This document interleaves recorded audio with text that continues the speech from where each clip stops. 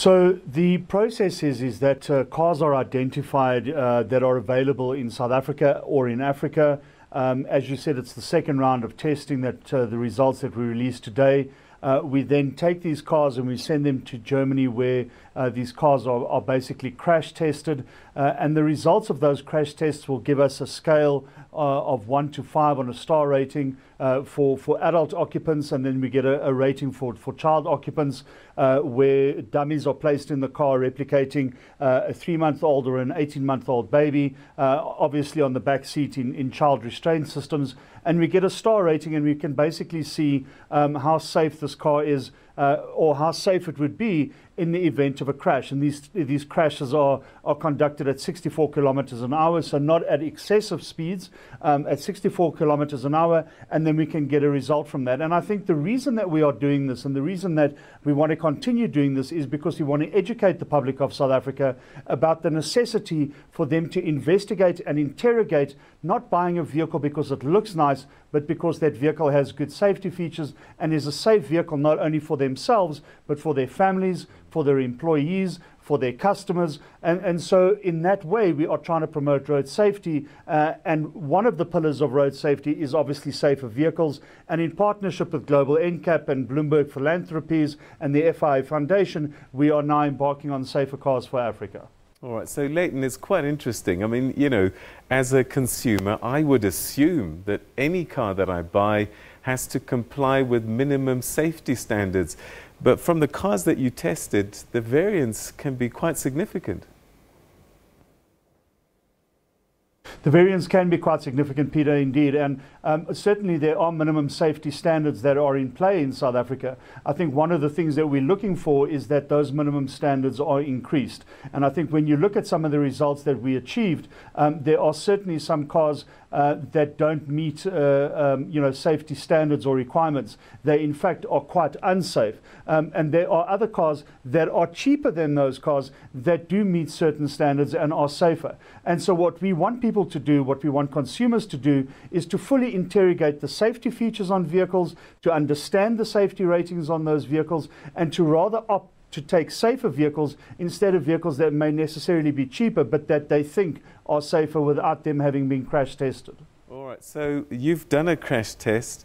How can I, as consumer A, go into a car dealership and decide which one is safer? How do I know? How do I test it? How do I find out? Yeah. Well, that's a great question, and I think that's one of the things that we are looking at as well in South Africa, is that we certainly would want a rating scale to be available to consumers at point of sale, whether it be in the form of a sticker on the vehicle or whether it be in the form of a QR code that people just take their cell phones out and read, but that vehicle's safety rating is placed on that vehicle at the point of sale. That hasn't happened in South Africa yet. So what we would urge people to do is obviously visit the AA's website at www.aa.co.za, where the test results for the 9 cars that we've tested since 2017 will be up. We're obviously hoping to test more, but then to also do research online and to investigate what these vehicles can do and what safety features do they have. Do they have ABS?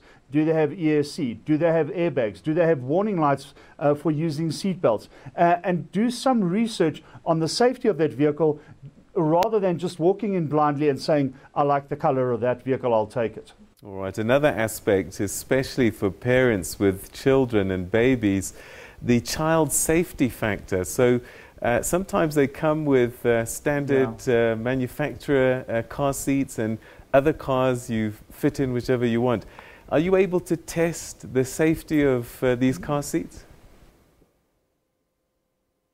Certainly, and I think one of the things that this test does is not test necessarily the safety of the car seat, but test the safety of a person who is going to be in that car seat. So in other words, they take dummies that replicate a 3-month-old baby, and they take dummies that replicate an 18-month-old toddler, and they put them in the car seats, and they see how those dummies perform in that crash at 64 kilometers an hour, and whether those car seats are standing up to the pressures of that impact. When we look at car seats racings, and we look at this round of testing that we've just gone gone through, we see that some of the car seats have been tested at or have been rated at 2-star, and that is very worrying. I think when it comes to vehicles, we want people to buy safer vehicles, but we also want them to look into what car seats do I need to put into this vehicle and what are going to work best. And it's not about testing the car seat, it's about testing how that car performs in a crash and whether my child is going to be safe in that crash. And I think when you look at a 2-star rating for child occupancy, that car is obviously not going to provide as much safety to that child if the child occupancy rating was 4 stars or higher. All right, and perhaps as the final question, let's look at these 4 cars that you looked at, the Nissan NP300 hardbody, the Hyundai i20, the Kia Picanto and the Toyota Yaris. It doesn't look good for the Nissan hardbody, not a hardbody at all. Yeah. Yeah, I think the results were quite disappointing. I mean, the Yaris, the Hyundai, and the Picanto got 3 stars each. So, there were certain issues on those vehicles, but for a start, that those vehicles have been rated as 3-star. When we look at the Nissan NP300, it achieved the lowest rating of the vehicles that we've tested, of the 4 vehicles that we tested now. It got 0 stars, and in fact got a 0.00 score on the ratings table. So not very safe at all. And I think when we look at the videos and the pictures of that car being tested, you can see that the structural damage caused to that car is going to cause immense bodily harm, perhaps even fatal injuries to who is ever driving that, and perhaps very serious injuries to the passengers as well. It's not a safe vehicle. It's achieved a very poor rating. And from our point of view as the AA, we would want to see that 0-rated cars are no longer available in South Africa. So we would like to see that going forward. But the results, especially for the Nissan, are not great.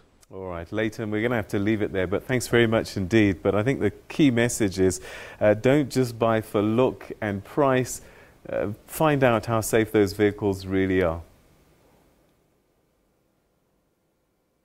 All right. 100%. So that was Layton Baird, who's from the Automobile Association, the AA, and of course they were doing these crash tests to test how safe your cars are. And the message there is do your homework. Not all cars are safe because of price or how they look.